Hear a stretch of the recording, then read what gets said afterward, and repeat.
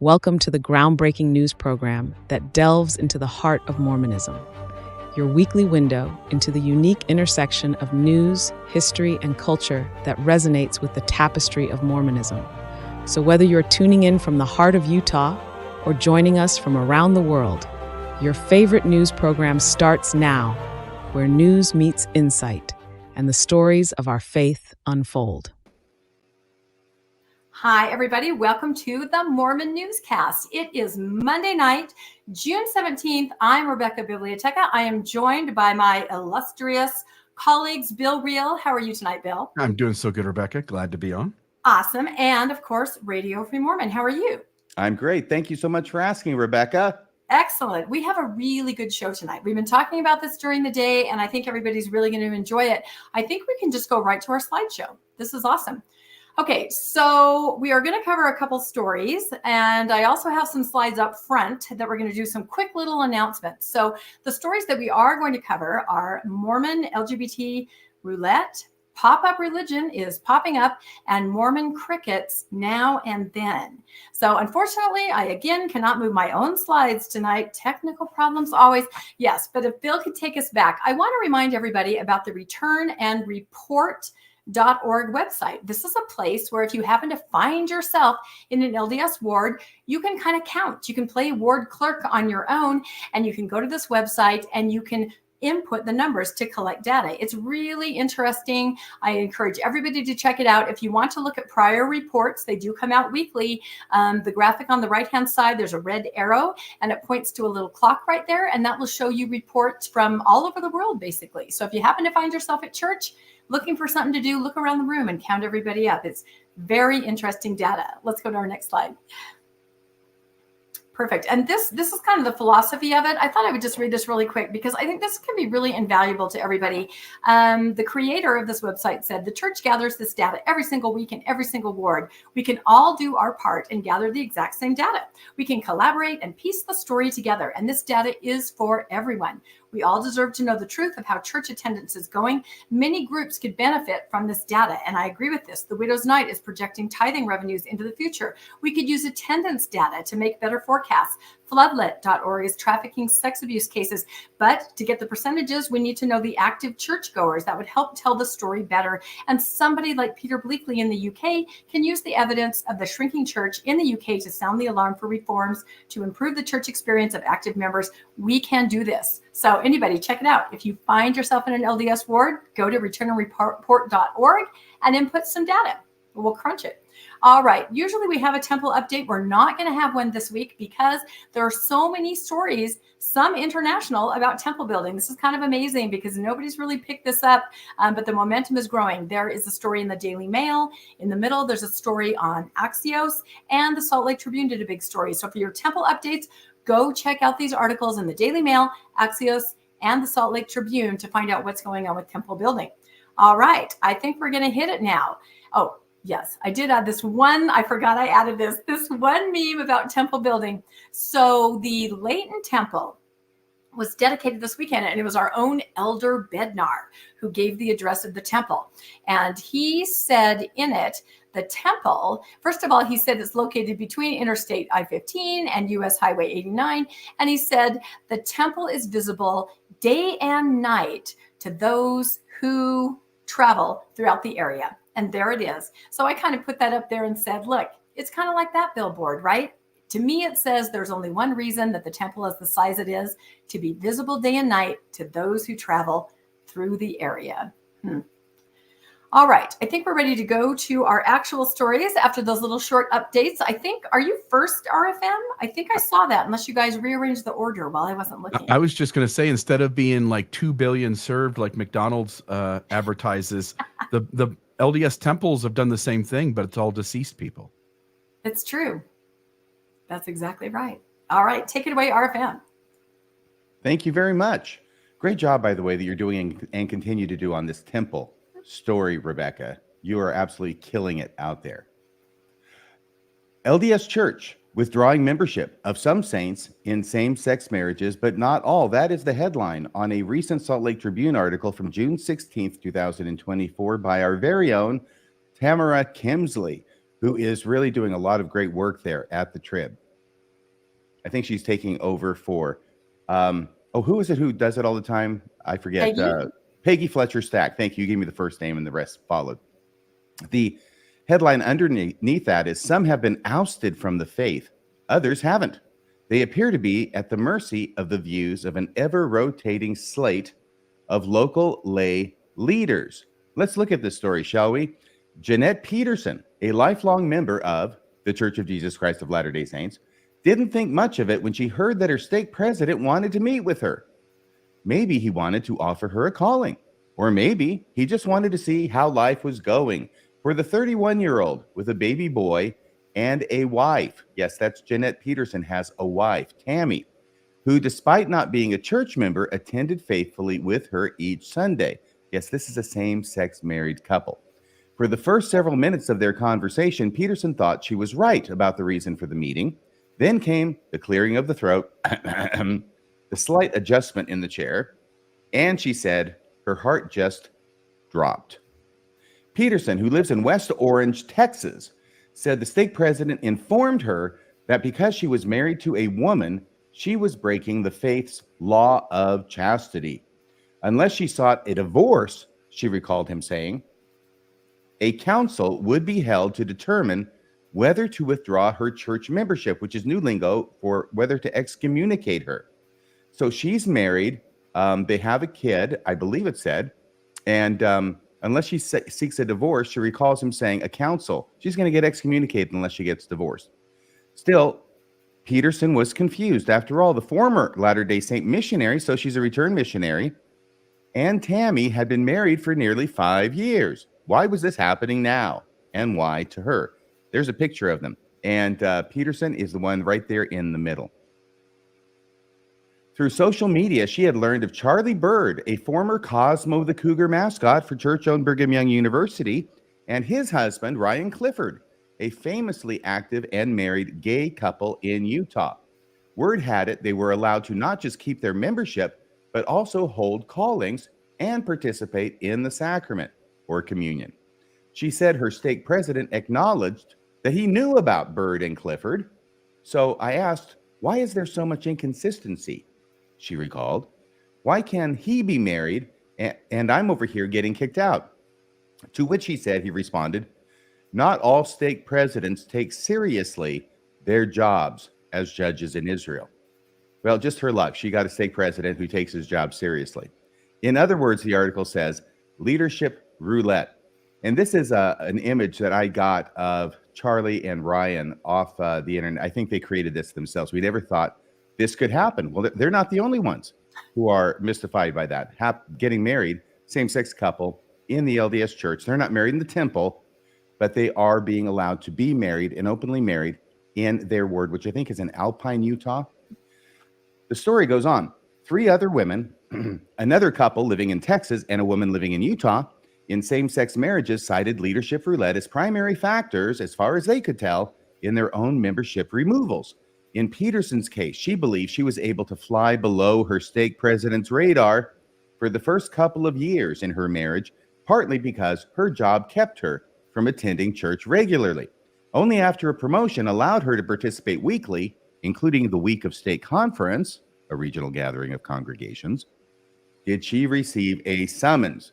Had her leader been more of the ilk of Bird and Clifford's, she believes that she would have been allowed to remain in full membership. And here is a story about, it's the same story, but this is about a different couple. In contrast, Ryan and Liz Giles of the Instagram account, The Fourth Option, have lived in 2 wards or congregations, one in Houston and their current ward in Yakima, Washington, since their marriage in 2021. They have yet to have their membership challenged. So it's not just Charlie Bird and Ryan Clifford. There are others as well. And as you can tell, this story is focusing mainly on same-sex lesbian married couples.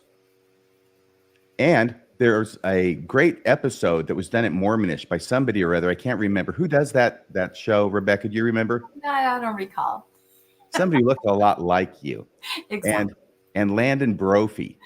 And they did an interview with several different same-sex married couples a month or 2 ago. And I grabbed a clip at Rebecca's suggestion, by the way, and she pointed me right to where the best clip would be for purposes of this show. It's about a minute and a half long, but it talks about this couple and what happened with them and the decision that was forced upon them to make. And it actually ended up being, you can either choose to remain married, or you can basically, they have a baby. You'll follow it as it goes along. Go ahead, if we can play that. This was a topic of conversation throughout the whole process of our records removal. We had the option of maintaining our membership, but that would require us to sever our marriage. However, the courts required us to stay married in order for Jackie to adopt Oliver. Yeah. So we literally had to choose between church membership and putting a little boy into a safe home. And it was happening. Yeah. We literally family court the day after our records removal. Oh my goodness. No, well, what other choice could you make? I mean, Right. and that's the thing. You're put in that scenario just by the construct that's there, that hopefully someday will change. But of course you had to do that. What else did you do? And did your leaders understand that scenario? I mean, it sounds like you did discuss it. I mean, heavens. They understood, and I think it's important for Jackie and I to make it clear that we put no anger or animosity towards our leaders. They were doing what they were told they had to do. Right. We recognize that. We acknowledge that. Okay. So what had happened, if you can't get it from that, is that Brittany was married previous to this to a man. They had a child. Then they divorced. And apparently the husband had some sort of visitation or whatever, but that fell through. I didn't see why it was, but you got to be a pretty bad dad to have custody taken away from you completely. And it appears that had happened. And this couple now, Brittany and Jackie, I think it was, are in the process of adopting Brittany's biological son to their marriage. And so that's at the same time when the bishop and stake president come down on him and say, okay, you got a choice to make. Either you can get divorced or you can leave the church, or you're going to get excommunicated. And of course, if they get divorced, then it's going to throw the adoption into disruption. It's going to screw up the adoption. So they have a very, very interesting decision they have to make. And what they ended up doing was saying, okay, well, then we're just going to have to excommunicate us, because we are not going to allow this boy to not be adopted into the safe environment, which they had planned and worked for, and have him thrown to the winds as a result of this. Was there anything else about that interview that you wanted to add, Rebecca? I just, like you said, we interviewed 4 same-sex couples, and the roulette permeated the entire interview. They'd either experienced it or they knew in the future they would. They were kind of on borrowed time, but especially Brittany and Jackie, they were, I can't remember if both of them, I think both of them were returned missionaries, and one of them said, I found my returned missionary. That's what I was supposed to do. They were just lovely, wonderful, and they were concerned about the safety of this child and getting him into this, into their relationship and completely adopted, so the child would be safe.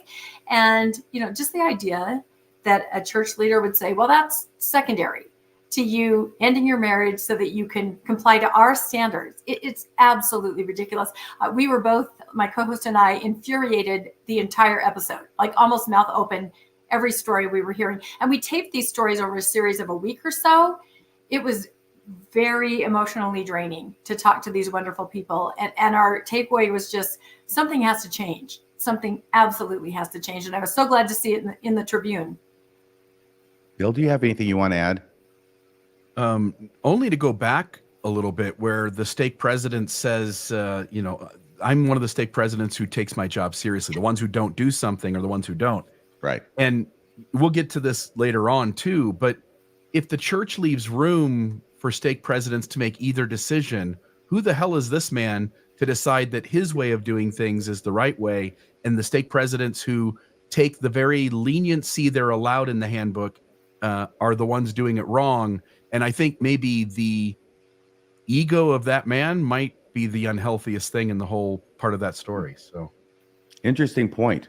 So this is where it goes to in the handbook and how it is they get to this point, because it used to be not that long ago, November of 2015, you may recall, I'll get to this in a second, where same-sex couples being married, that was automatic apostasy. It was defined as apostasy, and a hearing, a disciplinary council was required, together pretty much with excommunication over that. Then they reversed that 3.5 years later. What they've done now, top leadership has defaulted that decision to the local leadership, whether it be bishop or stake president. And this is how they end up doing it. Here's the General Handbook of Instruction. If you want to go back and check this out and get all these little citations, the 32.62, when a membership council may become necessary, go ahead, because I don't like reading all those numbers. A membership council may be necessary. This is in the context of what kind of sins require a membership council, in what instances is it discretionary, and in what instances is one not required. Those are the three categories. In the handbook, this is the middle category. A membership council may be necessary in the following instances, and the may is permissive, and it gives the discretion to the local leadership. Then it goes, sexual immorality is one of those things where it may be necessary. The Lord's law of chastity, remember, that's what was being focused on in the newspaper article as the basis for the excommunication. The Lord's law of chastity is abstinence from sexual relations outside of a legal marriage between a man and a woman. A membership council may be necessary for sexual immorality as described in 38.6.5, and then I reproduce 38.6.5, at least the relevant part right below. Chastity and fidelity. The Lord's law of chastity is abstinence from sexual relations outside of a legal marriage between a man and a woman. So that's how they get there now, and that's how top leadership has defaulted and given the discretion to the local leadership to make their decision, which is why it is that we're seeing different kinds of decisions being made throughout the church. Some same-sex married couples are being excommunicated and others are not, because it's discretionary with the local leaders. I asked the question, why does leadership roulette exist in the LDS church? And the answer is as simple as it is plain. Because top church leadership wants it that way. That's the only reason that we have this local leadership roulette, is because top church leadership wants it that way. November of 2015, I touched on this previously. Church leaders made same-sex marriage equivalent to apostasy, requiring a church court and excommunication. That did not go well. They got a ton of blowback on that, so much so that 3.5 years later, in April of 2019, church leaders reversed course and removed this revelation by another revelation. That was one of the quickest revelations, or reversal of revelations, I think the church has ever seen. And why did they reverse course? Because it was so unpopular. But church leaders couldn't come out and say it was okay to be in a same-sex marriage either. Why? Because that would be equally as unpopular among a different segment of their membership. They have got no good place to go in this decision. So what did church leadership do on this issue? They punted as high and as far as they possibly could to get that football away from them and down in the local stakes and wards and branches. Why do we have leadership roulette in the LDS church? Because top leadership can't make a decision one way or the other without upsetting large numbers of membership. So they allow local leaders to make the call, regardless of whether it is different for members throughout the church. So this is what happens when we I'm sorry, I get ahead of my slides all the time. I almost did again. This leads to a situation that is unjust. And I'm defining unjust by the idea that similarly situated people are being treated differently for no reason other than they happen to live in different areas and have different local leaders. So this leads to a situation that is unjust, in that different people in the same circumstances are treated differently by the same church. In the United States Constitution, the 14th Amendment, we have the Equal Protection Clause, and that's the one that's highlighted there at the end, because the Constitution understands, as much as a written document can, or it contemplates the idea that there are all sorts of different states. There are 50 of them now, and there's all sorts of different government jurisdictions within those states as well. And it is critical to the idea of justice that people be treated the same under the law, regardless of where it is they happen to be, or at least similarly, reasonably similarly under the law. And what is the equal application of the laws? It's a noun, the right of all persons to have the same access to the law and courts and to be treated equally by the law and courts, both in procedures and in the substance of the law. It is akin to the right to due process of law, but in particular applies to equal treatment as an element of fundamental fairness. So if people look at this situation and say, well, this isn't fair. I mean, we're happy for these people. There was the Giles couple, and there's Ryan Clifford and Charlie Bird. You know, we're very happy for them that they're not being excommunicated. But when you look at all these other people who are being excommunicated, it's obvious that things are not being treated equally here. And this raises the idea of it being unjust and unfair. This is the result of an abdication of leadership. This is why I have been saying, or one of the reasons I've been saying recently, that we do not have leadership in the church. We call them the leadership, but they don't lead. This is an abdication of leadership. And when you have an abdication of leadership, bad things happen. And this is one of the bad things that happened, or that happen, is that you have an unjust situation on the ground because you have all these local leaders making different decisions. All that the leaders have to do is what they preach, but they refuse to. All they have to do is choose the right, whatever that right happens to be, okay? So I just want to be objective here for a second and say, make up your mind, okay, one way or the other, so that all of your local leaders will know what it is they're supposed to do, and we will have equality of results below to the individual members. But right now, the leadership is, what are they doing? They're not leading. They have decided that they don't want to make a decision. And apparently their communication with God, which is very much vaunted, since there's all apostles, prophets, seers, and revelators, their communication with God is not clear enough for them to get any message on this. I would presume if God told them one way or the other, they would proclaim it. But it seems like they're running on their own devices at this point. And they have decided to make a political decision to not make a decision, leave it to the local leader so they can take the blame, and have some married people who are same-sex couples in the church in relatively full activity, and a whole bunch of others getting excommunicated. And that's the result of the abdication of the LDS Church's leadership. Bill, any thoughts? Yeah, I want to put this right back up on the screen that you showed earlier. You know, you've got that highlighted section in the middle. A membership council may be necessary for sexual immorality as described 38.6.5. But then the next sentence, it seems obvious to me when you take into account that they let Elder Oaks get up every 6 months usually and give a homophobic message. They have been a homophobic church for decades and decades, and probably more than a century. And then you end up with this middle sentence, which says, in these situations, a council is more likely to be necessary to help a member repent.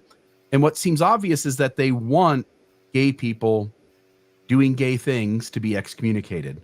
They don't want to get in trouble for saying they want gay people doing gay things to be excommunicated. And so they make it as much of a pressuring thing in the handbook for the leader to take it under their own accord and do it that way without having to tell them directly, please do it that way. And this is about as close as you can get. And so I think the church absolutely wants to excommunicate folks for this, but it doesn't have the cojones, the testicular fortitude to be able to say that directly, which again, these aren't Abinadites. These aren't the folks, these aren't Samuel the Lamanites. These are 15 old men who are afraid of the pushback of the members if they say the things that they want to say. And if they said the things they want to say, everybody on planet Earth practically, other than a few extreme countries, would see them as being out of touch with reality.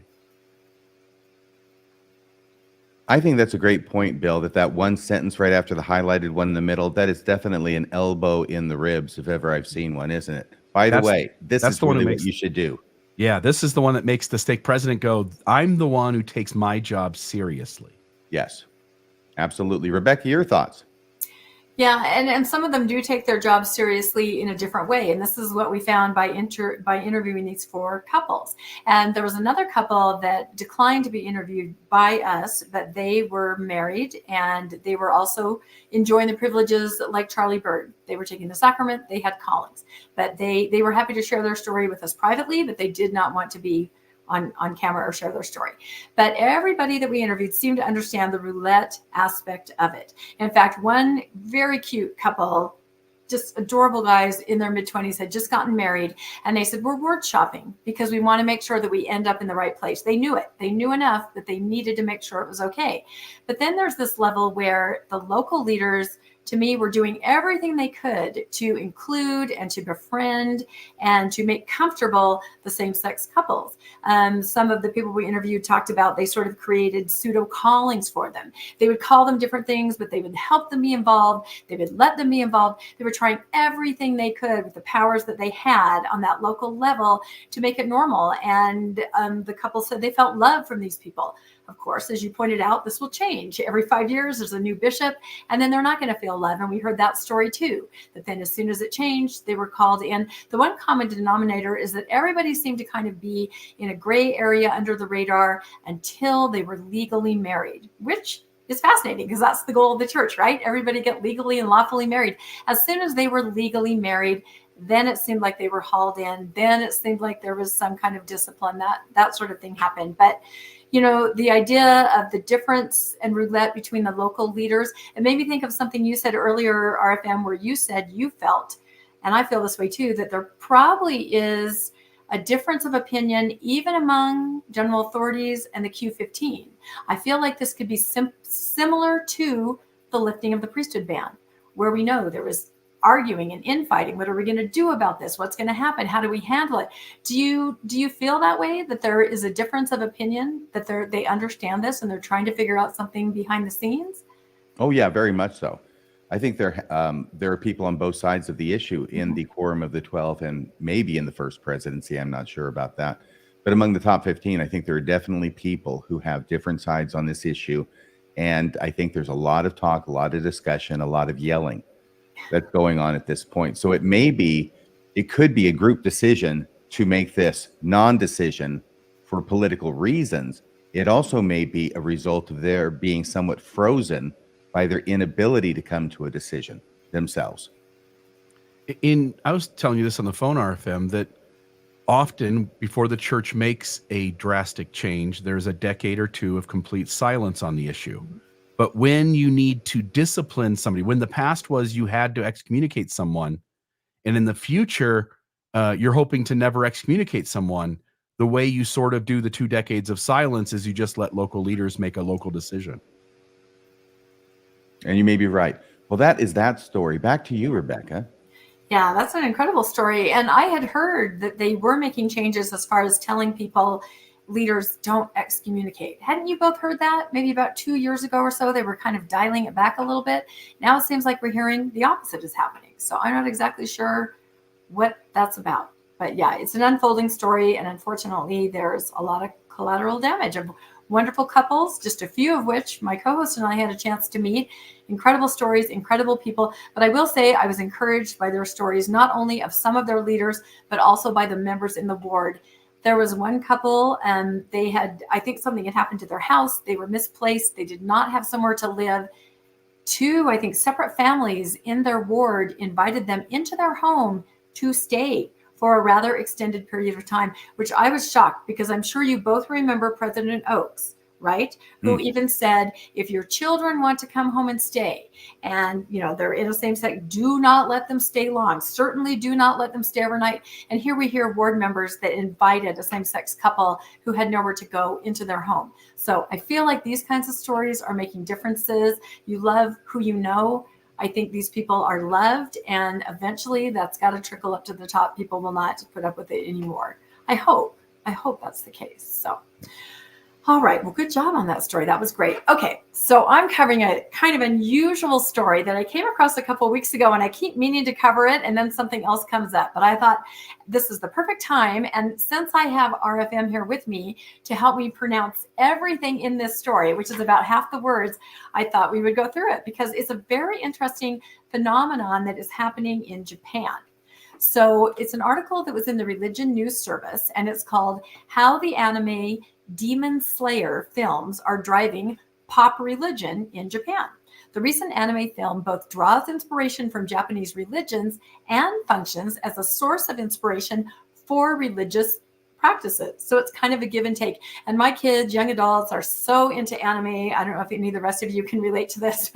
I know way more about it than I ever wanted to know. But this is the very popular Demon Slayer. So let's go to the next slide. On that slide, Rebecca, where it says back. above the logo, I'll have to see it again. Yeah.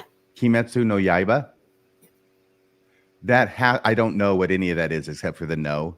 It's possessive. So I'm guessing that Kimetsu is demon and Yaiba is slayer. So the slayer of a demon? Yeah. Okay. That makes sense. Yeah. Very exciting. Okay. So this is, so I'll kind of read this part. Visitors to movie theaters across the United States recently had the opportunity to see one of the most popular Japanese anime sensations of the last decade. And this is a series of films called Demon Slayer. And I think it's on the third installment. I've never heard of it. Maybe some of our viewers and listeners have heard of it. They say that this is so massively popular. It's bigger than Titanic, than Frozen as far as box office. And you may have heard of Spirited Away. When people think of anime, they're like, oh yeah, I know Spirited Away. Nope, this is bigger than that. So this is absolutely huge. It's based on a graphic novel. There is the picture of some of the books. And could you pronounce the graphic novelist's name, RFM? Can you see that? Where is it? I'm sorry. It starts with a K. It's in the last paragraph there on the second line. Koyoharu Goto Uge. I'm glad you do that and not me. So this is the wonderful person, the very creative and talented person who created this series. Okay, let's go to the next slide. So, and I threw in a trailer. This is the trailer of it, in case some of you don't even know what anime is. Are any of your kids or young adults into anime at all? No, but that trailer takes me back to the 1980s and Thundercats. Yep, it is kind of like that. Bill, you have slightly younger kids. Anybody into anime at all? I've got a 18-year-old. My youngest one is 18 years old, but he watches a little bit of that kind of stuff, but I don't imagine he watches this. Yeah, no, this is huge. So, all right, I'll give you a little bit of the background, and then we'll kind of talk about how this plays into pop-up religion. So Demon Slayer franchise revolves around the story of, and RFM taught me how to pronounce this. Let me see if I can say it. Tanjiro Kamado. Was I close? Tanjiro. Okay. Sorry, I can't do it as well. Kamado. Yes, but you're doing very good. I'm working really hard. And I can't imagine there are any of our viewers or listeners who don't know that you served your mission in Japan. And this is why you cornered the market on these pronunciations. Nihon de, what is dendo shimashita? Yeah. Almost forgot what the heck it means to proselyte. That's right, to proselyte. Now you're just showing off, I have to say. Anyway, so the story revolves around this young man in 1910 Japan. One day he comes home and he finds his whole family slaughtered by demons. The only survivor is his sister, who's been turned into a demon, sort of like a vampire. And the rest of the whole series is about his efforts to restore his sister's humanity. He sets out into the world and finds himself amid a centuries-long war between human beings and demons that feed on them. So very exciting. So he's kind of like Sam Winchester. That's exactly right. Yeah, it's an age-old theme. So if we go to the next slide, what's interesting, however, about this series is that it draws on things that are already in place in the culture, religious elements, demons or heroes in the religious past in Japanese religion. So there was one I wondered if you had heard of, RFM, Hantengu. Have you heard of this? Kind of the bird-faced demon slayer? No, but it looks really cool. Is that a real? That's a real statue. Yeah, That's awesome. I'm trying to point out that this series, although it's a graphic novel, it plays on all these themes and these ancient themes that already exist in Japanese religion and Japanese culture. And that's why these lines are kind of blurring here, especially for young adults. So let's go to our next slide and it'll be more clear, I think. Okay. They also take its inspiration from traditions of mountain asceticism. Since ancient times, mountains have played a crucial role in Japanese religious tradition as sites of power and spiritual practices. I'm sure you probably ran into this on your mission, RFM, different sites where they had a religious significance in nature. Yeah, exactly. Because you always, that picture right there, you always think, oh yeah, that's Japan, right? That's their beautiful painting with religious significance. Fuji-san. Exactly, that's it. So the key here is that Demon Slayer is famously inspired by a wide range of religious traditions and practices in the real world. This is what I'm trying to say. Not in anime, but in the real world. Much of its aesthetics and world building derive from forms of mountain asceticism, worship of local spirits called kami. Am I saying that right? Kami or kami? Yeah, kami. Kami, okay. It's also gods. Okay, yeah, the gods and the demon lore that already exist in the culture and the religion. What is less obvious here are the ways in which pop culture phenomenon of this anime series itself is spurring innovative religious practices on its own, what we might call a pop religion, meaning the natural religion and culture of Japan has influenced this series, but in return, this series is having an effect where it is reaching back out into the culture and affecting religious traditions there. So I thought that was really interesting.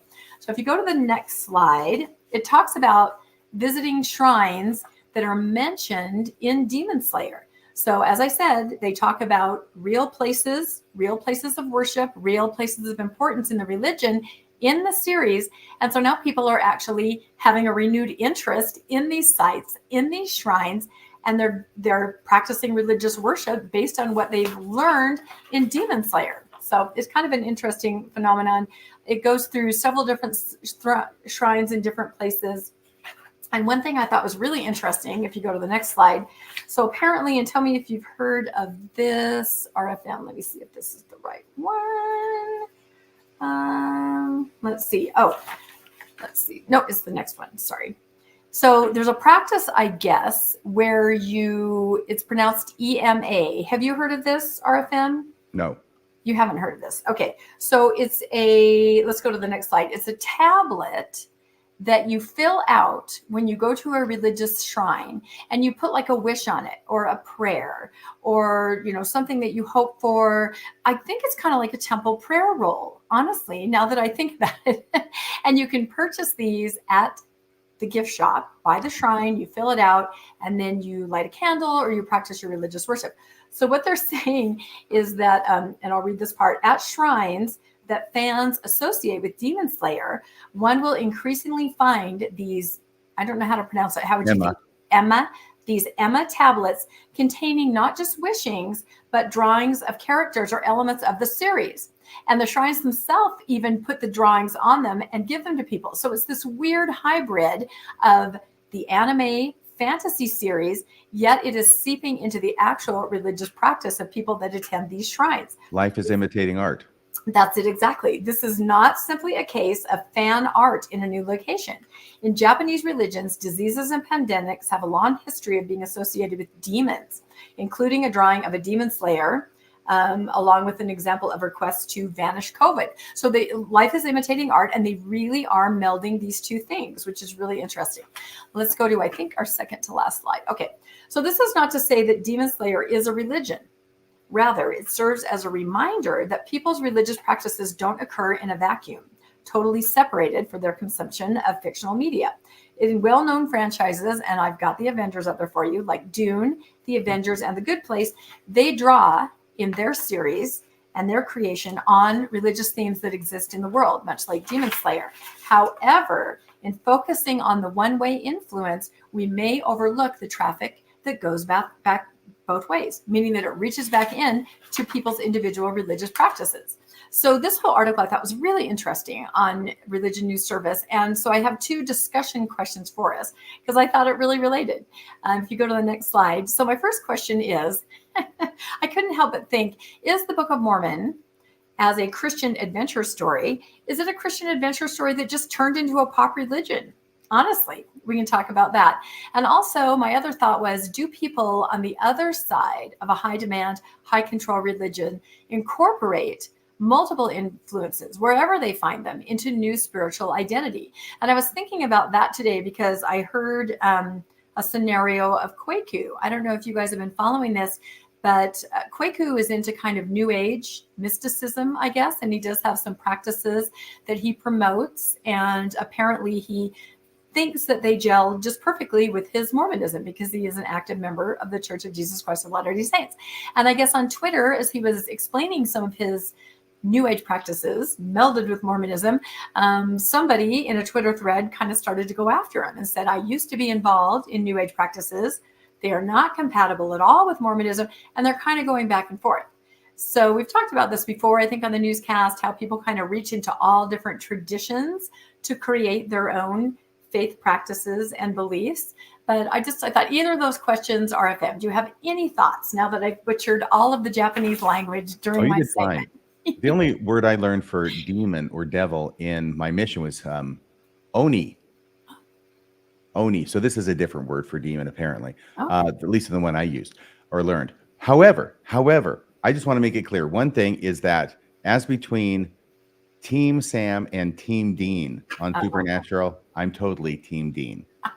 Okay, I just want to make that part clear. Okay, and the second thing is that a lot of times we do incorporate things into our religion, which after being incorporated and then becoming popular enough or commonplace enough, we seem to think that it's always been part of the religion. I'm thinking right now of this example. Have you ever engaged in this practice or heard anybody else engage in this practice as a faithful Mormon of taking their scriptures, closing their eyes? They've got some kind of question that's on their mind, some kind of issue that's troubling them, and in a prayerful state, opening their scriptures and closing their eyes and putting their finger down on a passage and reading it in order to see what it is that the Lord wants to say to them.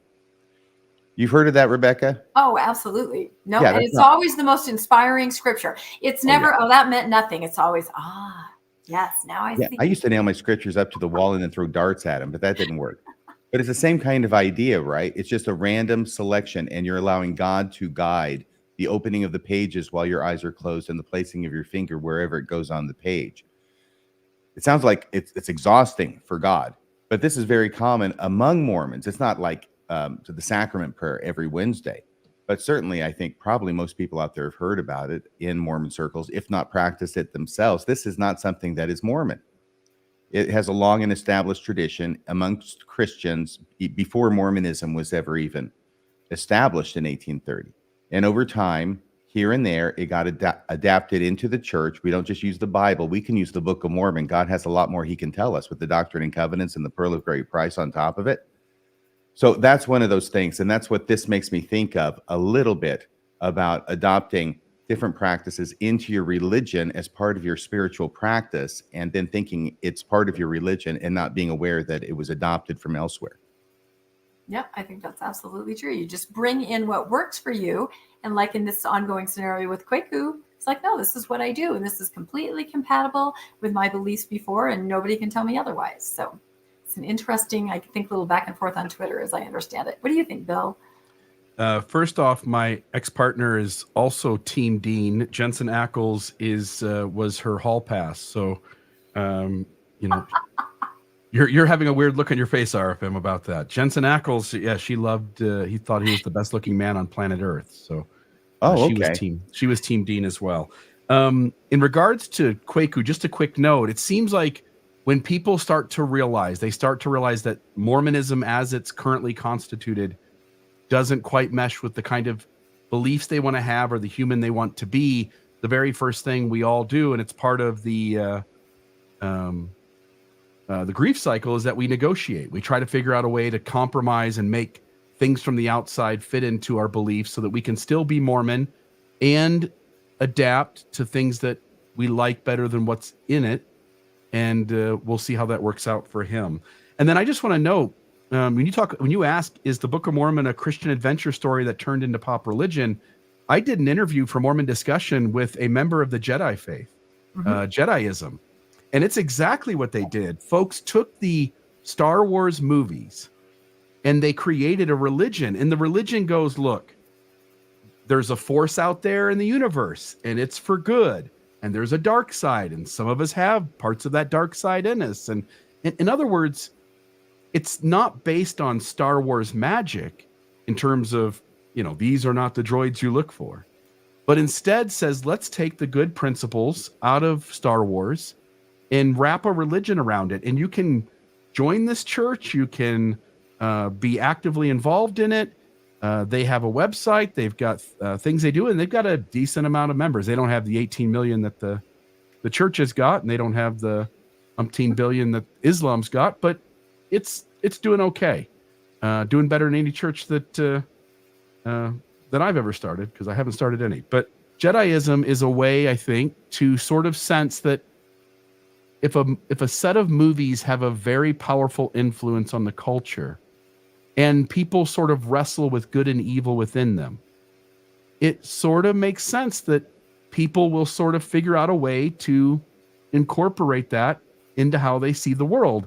And so back to what you asked, if the Book of Mormon is fiction, which I think it is, and if it's all myth stories, which I think it is, then that's exactly what happened, is that a Christian adventure story got turned into a religion because it started with the book. So anyway, there's my 2 cents. Yeah. Bill, can I ask you a question? Only about Jensen Ackles and Team Dean. Okay. Well, here's my question. How does it feel? Because it looked like you went back to that other thing you had with Jediism on it. By the way, I remember it was 78 or 79, because this is before I went on my mission. And of course, Star Wars comes out in 77. Before I left on my mission, this was such a big deal. I remember seeing a book at the bookstore talking about the Force as some kind of quasi New Age religious approach to things. So that happened really soon after the movie came out. It was so overwhelmingly popular. You almost had to live through it to be able to understand what a big deal this was. But it's been almost 10 years since you did that interview, Bill. How does that make you feel?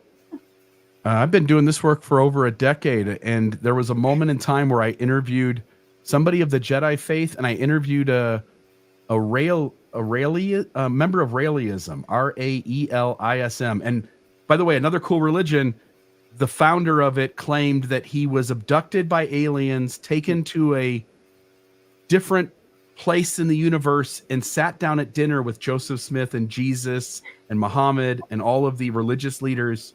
And that was sort of cool. But I did it for the purpose of helping people see myths in other things outside of their religion of Mormonism, hoping that they would sort of go like, oh, like maybe all of it's sort of made up. And then I'll just note, I know you got another thing here, but I just want to note the Jediism website. I mean, you look at what they believe. Let me see if I can make this a little bigger because you can't read that. But these are things I could ascribe to in the Force and in the Force and in inherent worth of all life within it. In the sanctity of the human person, we oppose the use of torture, cruel and unusual punishment, death penalty. In a society governed by laws grounded in reason and compassion, not fear or prejudice. And they go on and on. You know, they've got their beliefs, which are really healthy, inclusive, based on it. Anyway, go ahead with your question, my friend. I was just going to say, apparently there's an individual who's a Native American. He goes by the name of Chief Maidaga or something like that, who's claiming to have birch bark scrolls with ancient writing and drawings on them, which he now claims to have an appointment with an apostle in the LDS church this week. And he's going to meet with him with the hope that they're going to whip out the seer stone and do some major league translating and add to the standard works. This stuff has no expiration date on it, folks. There will always be people like this coming forward, and especially within churches that expect it, right? We have a whole church full of willing buyers. We want to believe you. And lots of people are. I mean, they're getting thousands and thousands of views, and people are looking at this and going, oh my gosh, this is real stuff. Got a Native American chief. There's more scrolls. They're on birch bark. I'm not sure how old they are or how they were preserved or anything like that. But this is happening right now. Maybe we'll have a show on it at some point and we certainly will if an apostle buys into this. But I'm not betting on that. Elder Ballard's gone, right? Yeah, he is. Okay. Dang, too bad for that guy. That is too bad. But no, we are ready to believe. And we started out, our ancestors were very willing to believe. I think about this all the time. They did believe the Christian adventure story. They were so wowed by it that look at the things that they did that, is why we're here today. So I wonder if you could pull up, talking about pop culture that becomes religion, could you pull up the 9th and 9th Street Whale, Bill? Do you know what I'm talking about? The downtown 9th Street Salt Lake, Whale? 9th and 9th Street Whale, WHALE. This is a giant sculpture of a whale with pride colors on it. It was erected in Salt Lake a couple years ago on 9th and 9th, and a religion has formed around it. There is a website, 9th and 9th Street Whale, and it has similar tenets to the Jedi religion, just peace and love. But it just shows, if you can't find it, it's okay. I'm sure a lot of you guys know what we're talking. There we go. And its logo, if you can find it, is very similar to the Church of Jesus Christ of Latter-day Saints. If you can actually go to their website, I don't know if there's a link to it in one of the articles, or just look up 9th and 9th Street Whale. Yeah, but that's the sculpture, and it's pretty amazing. And it just kind of appeared, and then people started gravitating toward it. Every time I visit it, it's been packed. People taking pictures, people taking quiet moments of contemplation around it. It's very peaceful. It's a sign of inclusivity. And they actually have, there we go. Oh. There it is, the Church of the Sacred Whale. Yep. And you can become a member. It has, beautiful tenets, and it's completely inclusive, and it's doing that same pose that President Nelson did when he came out of dedicating the Washington, D.C. temple. The character of this logo has less BYU violations than the Jesus of the LDS one, so that's kind of cool. 100%. But yeah, if you guys have not heard of this, when you visit Salt Lake, if you're, check it out, or just check out the website, because they have message of unity and events, all kinds of things they do. And again, this is something in kind of pop culture out there in your life. A statue shows up, and then people have taken it and embraced it and turned it into something that's meaningful to them. So I think this is an interesting phenomenon. And I think especially on the other side of Mormonism, people are looking for things like this and gravitating toward things like this, where you can find get a whale magnet. You can get them. That's why I said they have merch. I mean, I'm not making this stuff up. This is real. And I love that logo. So there it is. The Church of the Sacred Whale of 9th and 9th. I don't know if there's a nickname, and I don't know if it's a victory for Satan if you do use it. But right now it's the Church. I'm a member of the Church of the Sacred Whale of 9th and 9th, I think is how you'd say it. That's really cool. I'm glad you brought that up. One thing I couldn't help but noticing, Bill, is as you were maneuvering your way there was one of those things on the screen amongst a bunch of others that was about Supernatural, the show. So either that's a huge coincidence, or as I suspect, really? You're the not computer kidding. is listening right there. Okay, it's got to be. It's listening because look. Wait, where is it? Star Wars Jedi Master. It definitely.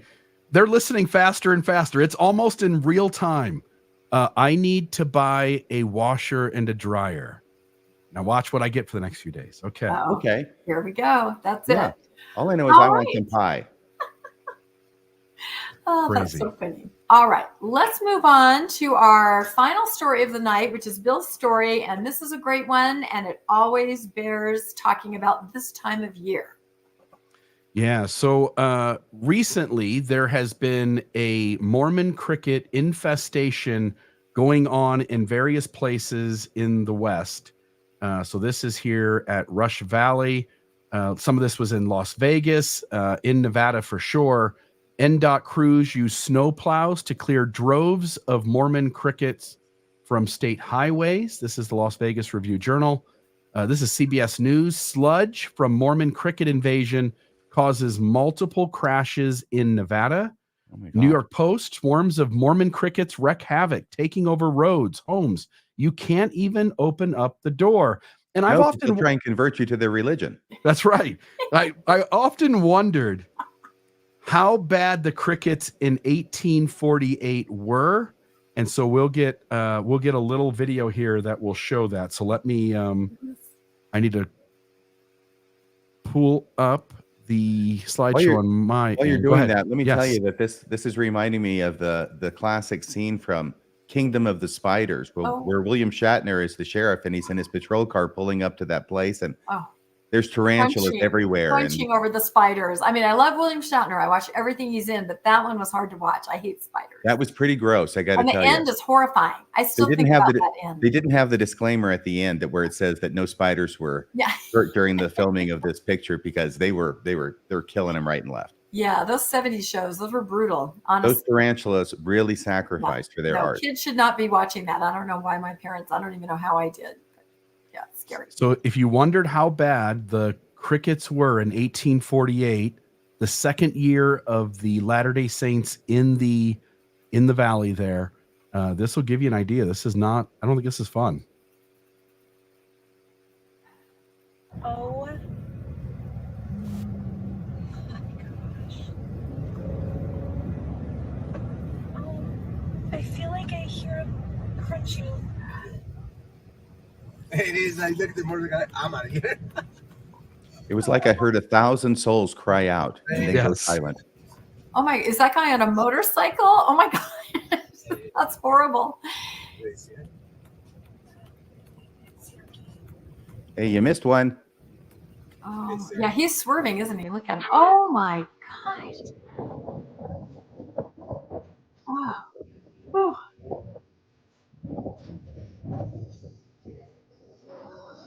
I got a friend in Jesus.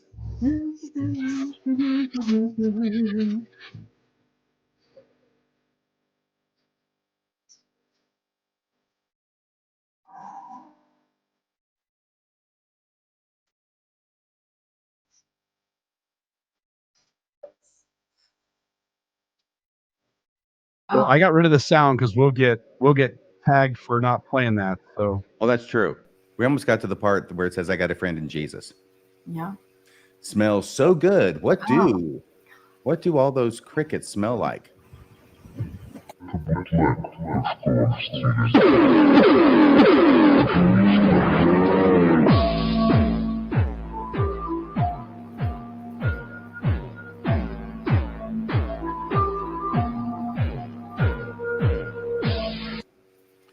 all right. So that gives you a good feel for how bad they were back then. And so I think what I wanted to do tonight was spend a moment first telling you about that sort of cricket thing happening. And it really, they come out about every 4 years, but then every so often it's really bad.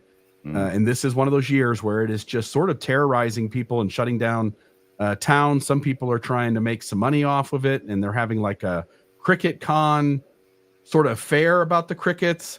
But these aren't actually crickets. Instead, they belong to the katydid family. Having ornamental wings, they are unable to fly, but instead can travel in huge swarms. And I always thought a swarm meant that it was something flying, but apparently, based on Wikipedia, that's not true. Mormon crickets eat all plant material in their path. So that also adds up to being some truth to the 1848 story. They also have great potlucks. They have great potlucks. Good funeral potatoes. Yes. Mormon crickets eat all plant material in their path. They also eat any insects that die on the way, including their own species. So at least they're cleaning up after themselves a little bit.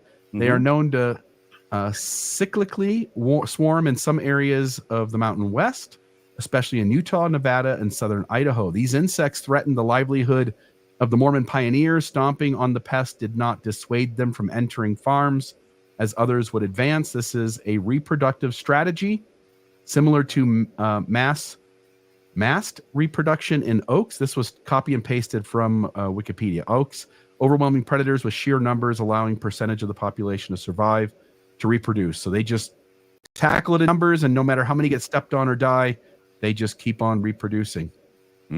Their diet, they're omnivores. Katydids eat a variety of plants and insects. These include the leaves and stems of many plants, as well as slow-moving aphids. Katydids are not picky and will eat many leafy plants. Talks about how they will eat roots if they're exposed. They'll eat fruit, rinds, and exposed pulp. They'll eat their own kind if they're dead, but specifically they tackle leaves and stems. And so I wanted to take a look at this 1848 story of the crickets and the seagulls and how much the LDS Church has made a story out of this, and to see how much of this story was true and how much wasn't. So here's a piece of art from that story. Here is another one. The 1848 cricket invasion, the faithful telling. Tragically, however, swarms of crickets descended on the fields in the late May of 1848, threatening to destroy much of the pioneers' potential food supply. For at least a month, the Saints contended against the crickets in what some called the Cricket War of 1848. Remember the old Cricket War of 1848 and all the losses we had in that excursion? Yes. In early June, large flocks of California gulls swept through the valley, feasting on the crickets. The number of gulls at first frightened many of the farmers who feared another calamity may have struck their vulnerable crops.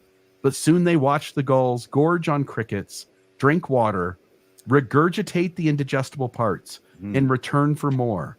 Although the cricket infestation lingered for another few weeks, the gulls had consumed enough to mitigate the damage. So according to LDS folklore, the seagulls saved the day, minimized the damage to the point where the Saints didn't go hungry. And if it wasn't for those seagulls, the Saints would have all starved to death. Well, they could have just eaten crickets. Yeah. What? Say that again? They could have just eaten crickets. They could have just eaten crickets. I was going to make that point. That's what my mom always said. She's like, I don't get it. The Saints prayed for food. God sent them all this food. You can dry them. You can grind them into flour. You will have an unlimited food source. And what do? They just fought them. They smashed them, and they waited for the birds to eat them. They did not understand God's plan. Yeah. Yeah. Mormonism, misunderstanding God's plan since 1848. Okay. And I have to say, I was worried when RFM just took a drink right there, because you literally said, take a drink of water and then regurgitate the digestible parts. I was hoping that he was not going to do that on air. Let's just wait till later. Yeah. So I grabbed some quotes from both people of the day when that happened, and I grabbed some quotes from modern scholars, at least relatively. William Hartley's actually deceased. Folks may remember him. He wrote a well-known article called From Men to Boys, which talked about how the Aaronic priesthood used to be men, and then it was changed and adapted to suit to young teenage boys, essentially. And he was sort of famous for that article, but he was a scholar in the LDS Church. He said, like numerous other popular accounts of important and unusual historical events, the details of the Cricket War of 1848 over the years has been oversimplified, improved upon, and given somewhat legendary characteristics. Go figure. Our good friend Stephen Harper, who will be talking on Wednesday. Stephen, he's a little thinner there. The frost was the main issue. Double trouble arrived in late May, including deadly frost by night and insatiable hordes of crickets by day. Again, not really crickets, but they look sort of like grasshoppers, and so I get why they did it. He said, quote, the first thing that happens is they get a hard freeze. Frankly, that is probably the biggest problem.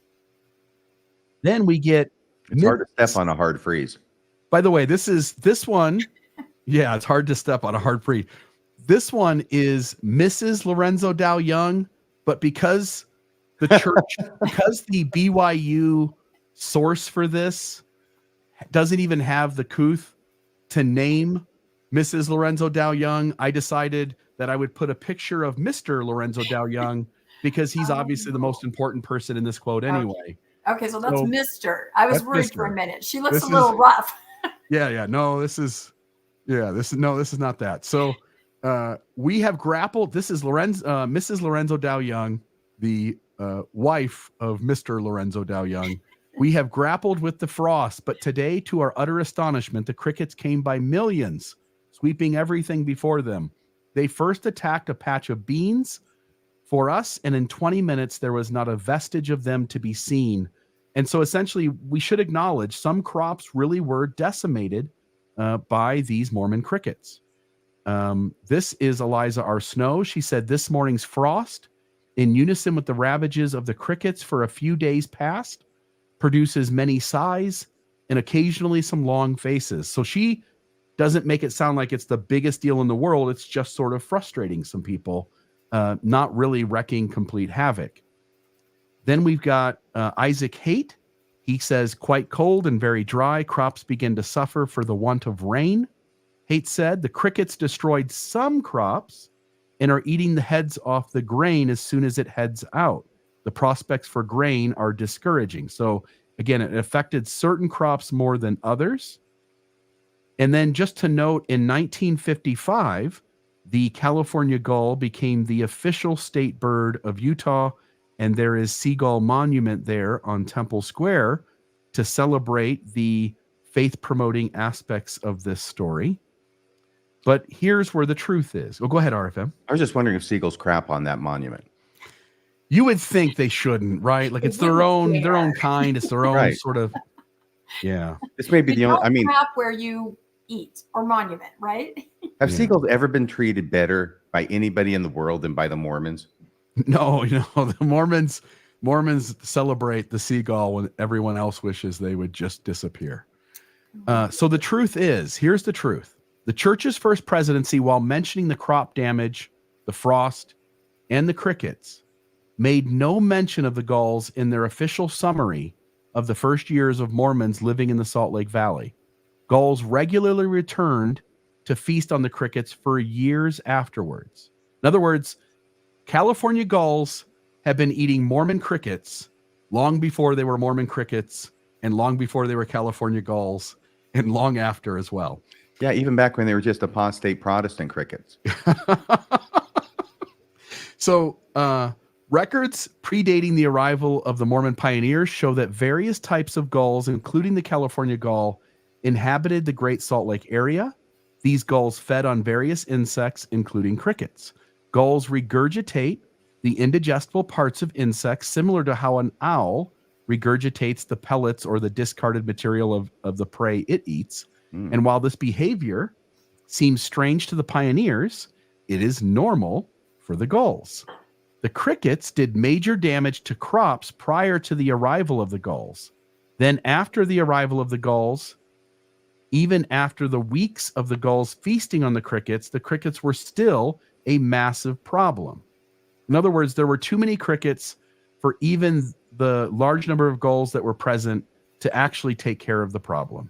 To the extent where church leadership in telling the story doesn't even talk about the gulls being present when it talks about the crickets and the damage to crops by the frost.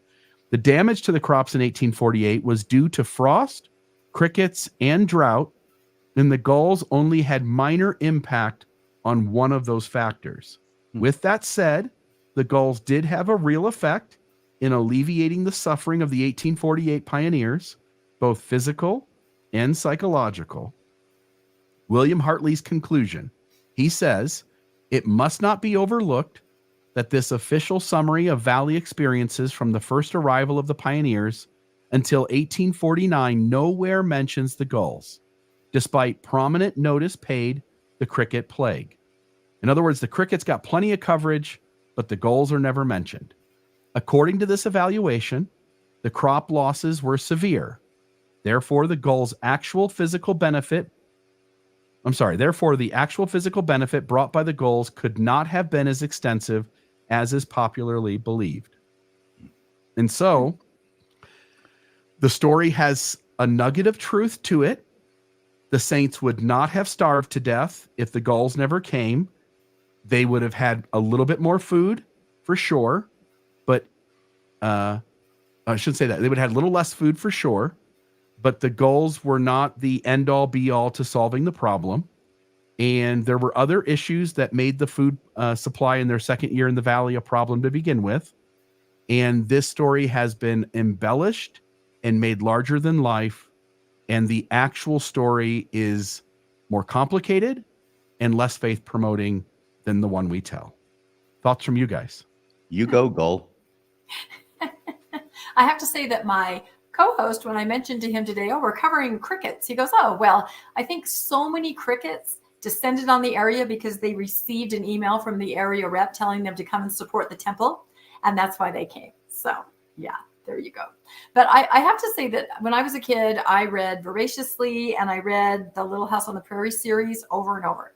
Like well into my 30s, I read the whole series There's a lot of books in that. How many books are there in that series, Rebecca? Well, it depends. I mean, there's a lot. And then after there's the first, well, I could count them up if you want, but there's the first 4 years that happen after the normal series. And then there's some Rose Wilder Lane. Anyway, I'm showing that I'm not only a Star Trek geek, but I'm also a Little House on the Prairie geek. But the point is, when I was a kid, I read about the crickets. I think it's in On the Shores of Silver Lake.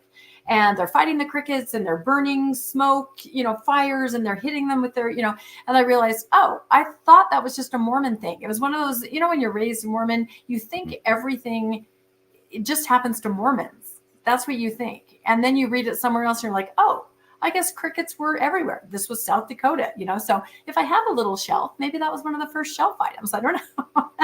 But I will say that this story, anytime you dig into any of these stories, this is the result. Dig into the windows of heaven story, right? The tithing and the rain and the windows of heaven, very same thing. There's a nugget of truth. Something did happen, or it was a situation, but it's certainly been blown out of proportion and skews extraordinarily faithful. Yep. Any thoughts from you, RFM? I'm put in mind of many years ago when I was talking with you on the phone, Mr. Real, and you said to me, there's no basic, fundamental, faith-promoting, truth claim story in the LDS Church, whether it's the first vision, the gold plates, the translation of the Book of Mormon, the restoration of the priesthood, the restoration of the keys in the Kirtland Temple, all of these different things that we all know about. But you said there's none of those that if you take some time and dig into them, that they don't become incredibly complicated and messy. And I think we're right.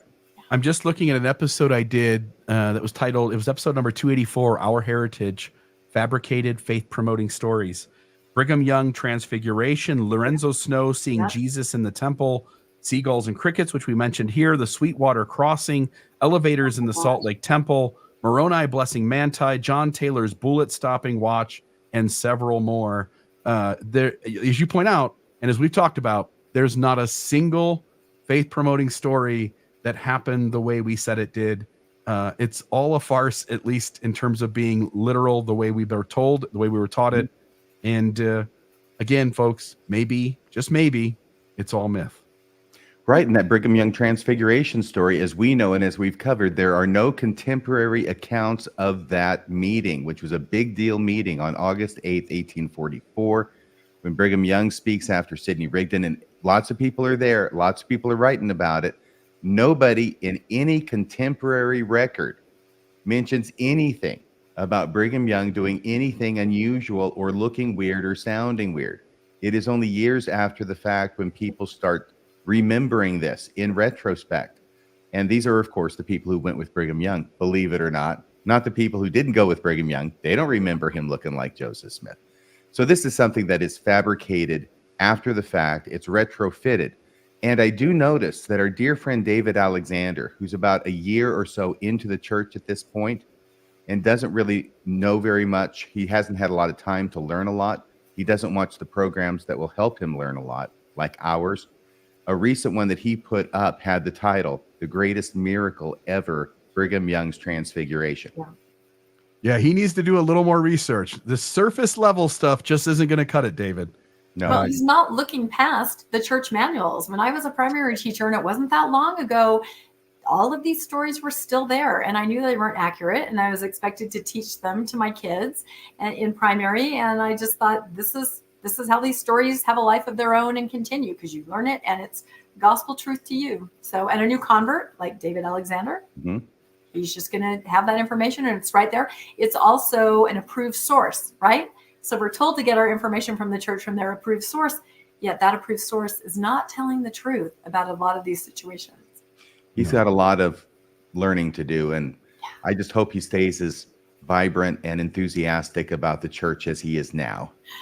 And sings the songs, right? He's always got the song, Glory, Glory. Yes. Yeah. Oh, and also with Lorenzo Snow seeing Jesus in the Salt Lake Temple. Yeah. No, that was his little granddaughter, right? Who he supposedly told, and she talked about it much later. And you mentioned a big one, the Sweetwater Rescue. We're doing an episode on Mormonish in a couple weeks, all about the Willie Martin and all of that. And there are so many little stories, little vignettes, and that entire experience that they will trot them out every Pioneer Day. Every year you're going to hear it, and the tears. And if you look at each one individually, none of them happened as they're portrayed. We were taught that they were teenage boys or young adults that went into the river and saved people, and then they died afterward. Yeah. And Brigham Young said they're guaranteed the celestial kingdom, and they all lived into like their 50s and 60s, and just didn't happen the way we were told, folks. Everybody was a Paul H. Dunn of their day, but you could get away with it back then, right? You write it in your journal and then it takes on a life of its own. So only now do we start researching and also just, we take everything at face value. And then you get to a point where you're like, I'm taking nothing at face value, nothing. You cannot tell me anything that I'm not going to go, I bet there's something else. And so people have called me cynical because of that, but you just learn. You take everything at face value for a long time and then you realize, I really want to find out what's really happening. The only transfiguration I believe is the Mormon history transfiguration, which is true. And they are trying to put it back in the bottle. A lot of people, Hannah Stoddard, Joseph Smith Foundation, they're trying to put that genie back in the bottle and make it so that Joseph Smith never practiced treasure digging. He didn't use a seer stone to translate the Book of Mormon. We need to go back to primary. That's their motto. Yeah. Yeah, or they're doing a kind of a hybrid wiggle around. Like I don't know if you guys know, you probably do, that Book of Mormon Central and their series, A Marvelous Work, The Greatness of the Evidence. There was a new. Are you kidding me? We're doing a show about that on Wednesday. I was giving you a segue. I know. I was going to give you a segue. Anyway, so they put out an episode on Friday about the three witnesses, and I had to notice and snap a screenshot that in their translation scene, well, number one, Joseph Smith, who would have been a young man of about 23, appears to be a portly over 40-year-old, which of course I believe is to give him, some kind of credibility, right? Because everybody knows what a punky 23-year-old looks like, and he's, he doesn't have that gravitas that this other actor does. But when he's translating on his table in his room, the hat is there, the plates are near, and his head is leaned maybe just like that, right? They just can't bring themselves to put the head in the hat. As I said, another story, right? That he didn't do that. So, but yes, that leads us right into me saying thank you very much to RFM for your story. That's very important. And Bill, amazing. I'll never not hear that cricket sound in my ear of crunching now. So why don't, whichever either of you want to take this, tell us what's coming up Wednesday, because I'm really excited about Mormonism Live Wednesday. I want Bill to do that because he's taking the laboring oar on this, and he's got a lot of great stuff. We're even having a guest on the show, aren't we, Bill? Yeah, so we will have scholar Dan Vogel on the show with us.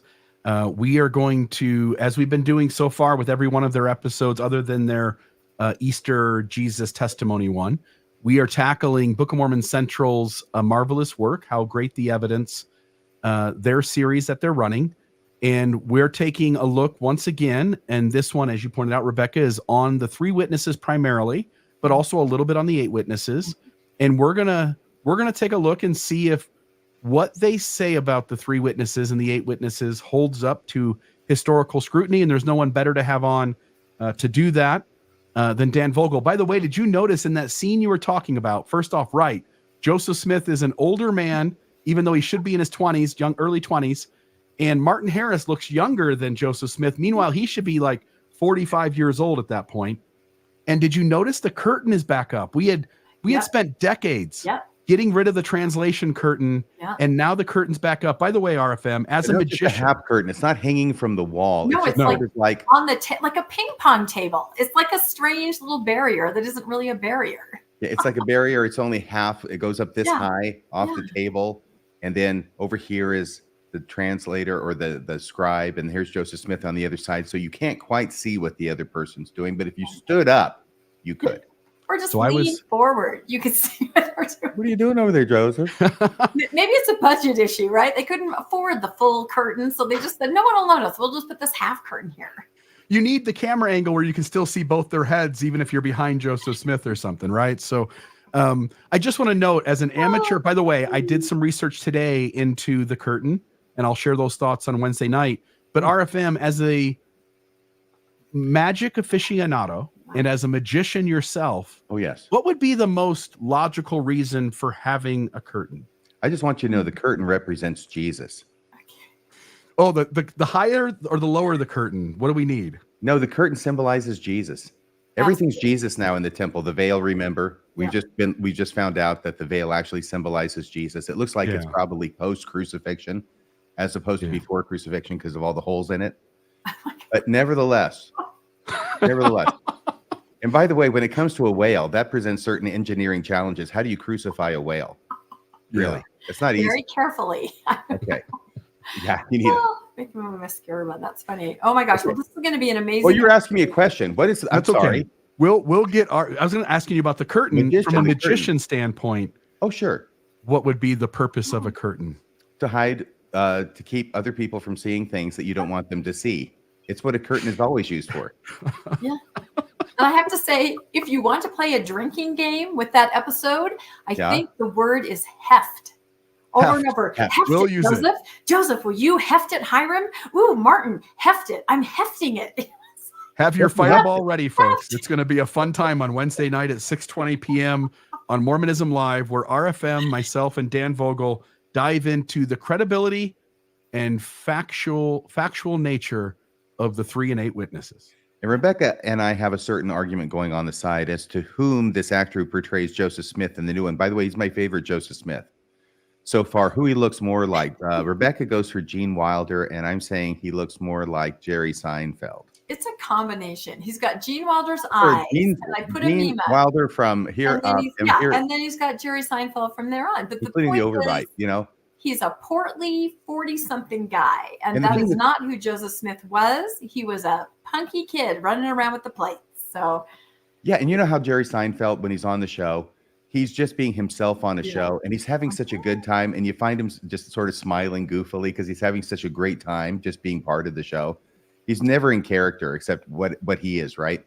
Same thing with this Joseph Smith. You watch him, he's just sort of smiling, just sort of smiling, and this is great to be here being part of this production. I love these guys. I know. I can now see that scene, the hefting scene, as Jerry Seinfeld will do it. You got to heft it. Got to be some heft. Gonna heft. Who's going to heft? Got to heft it.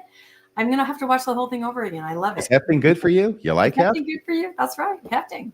Rebecca, not that there's anything wrong with that. Hefting. Were you the one who pointed out that this Joseph Smith he seems like he was selected because he looks like that newest image of Joseph Smith that was found? Yeah, Steve Pinecker posted about that, and I had just been making. Sometime he and I are like connected on a wavelength. I had just been making another meme about that because the hairline of the wig. I'm assuming this guy's wearing a wig, right? Did you think it was a wig?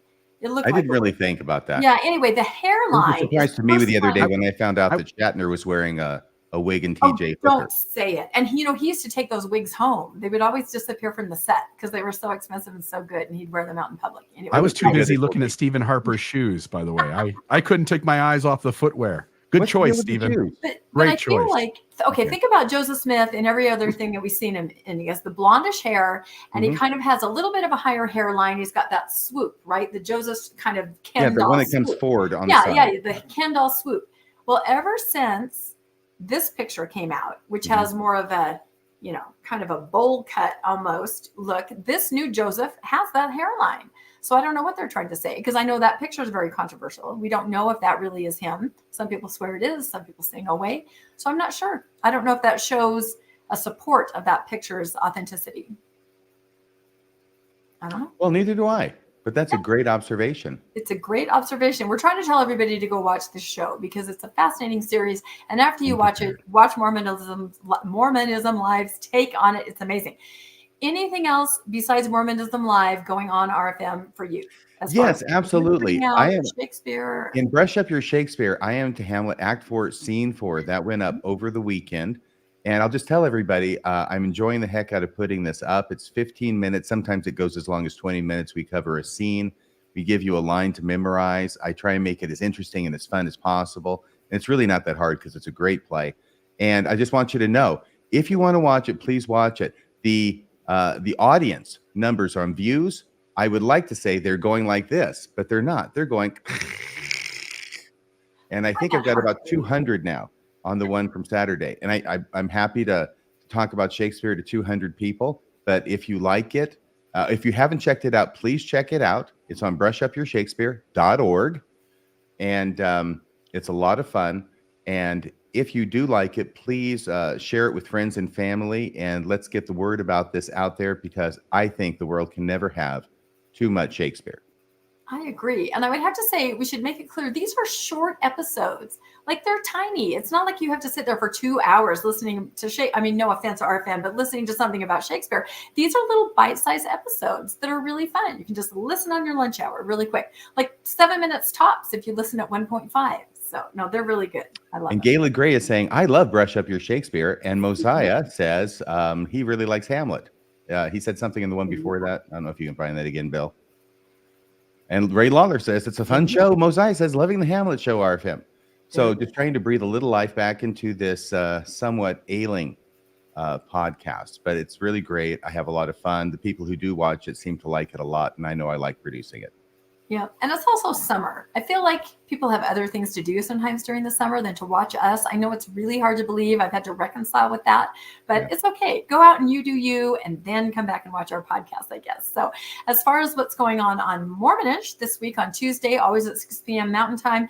Yes, it's another temple podcast, but this one's interesting because we decided to look at Hinckley era temples. We've gotten a lot of feedback on it. Used to be different. Hinckley treated it differently versus Nelson. So it's a whole conversation about Hinckley versus Nelson and that rivalry. You guys are probably familiar with some of the origins of that rivalry between the two men. We dig into that, which maybe not everybody is aware of. So it's more than just temples. It's about those two personalities, very different approaches of the two prophets, which is great. Yeah, I think that rivalry goes all the way back to grammar school when young Gordon B. Hinckley in his knickers shot a rubber band at the back of the teacher's head, who turned around and promptly blamed it on Russell Nelson. I think anything like that could happen. But, temple intrigue just doesn't stop. In fact, I don't know. Do you want to tell what happened today, Bill, that you received? Did you get something in the mail today, Bill? Yeah, because I'll say I do receive emails, Landon and I do on Mormonish, we're talking about current temples, but now people are starting to let us know, hey, have you ever looked into this temple or that temple? Going back, temples that are already built, but there was sort of intrigue with the construction and the community relations there. So I thought that's pretty fascinating. We're getting emails. That's interesting. We'll see if we have time to look into these. But then today, Bill, something happened that's never happened before. It was pretty amazing. This was Somebody out there sent me a letter in the mail, no return address, just my name and address on it. Opened it up, and it was a bunch of papers stapled together. I was asked in the cover sheet to share this with Rebecca and make sure that she had the info. So I sent her images. These were pieces of California newspapers from the temple that went up in 2002, I believe. Newport. And this was essentially the same sort of kind of games being played. And what we're now learning because of your research, Rebecca, and because of things like listeners sending this, is that this is not just a modern moment game that the church has played. This is the game the church has played since it's been building temples. And I think it's going to be interesting when, as you and others start to put all these stories together. Yeah, I think so too. And I have had people contact me kind of catching this temple bug. And they've said, this temple was in my town and I'm going to dig in. I would encourage anybody to do that because it's very interesting. And we welcome anybody that wants to do research, kind of be your own little sleuth, your own little Nancy Drew or Hardy Boys, and just dig up some of these things, meeting minutes or, correspondence or newspaper articles. And, we can put this out there just to kind of show the big picture of the playbook. I think it's really interesting because, of course, pre-internet, it was very difficult to find out what was going on. But yeah, to receive newspaper clippings, I really did sort of my dream of being a Nancy Drew. That was a big part of it. Bucket list item, secret letter addressed to me. I loved it. So, all right. I think we've covered it. Do you guys have anything else we need to cover? We've covered crickets and anime and Bishop Roulette. I think it's been a really eclectic but interesting episode. I had a lot of fun researching it and collaborating with you guys. It was good. Thanks so much. You did a great job. Yeah, I think it's good. So I also would like to encourage everybody. We do have a Newscast Facebook page, which is really fun. We put our episodes on there. We all contribute and put, the articles that we talked about and other information. And we also look at it to get ideas for things that you'd like to see covered. So if you want to jump over there on Facebook, it's just the Mormon Newscast. Just simply join, and then you can be part of the conversation going on over there. So I think that's it. We will see everybody next time. Always Monday, always 6 p.m. And we'll see everybody next Monday. Thanks, Bill. Thanks to RFM. See y'all later. Bye-bye. Good night, everybody.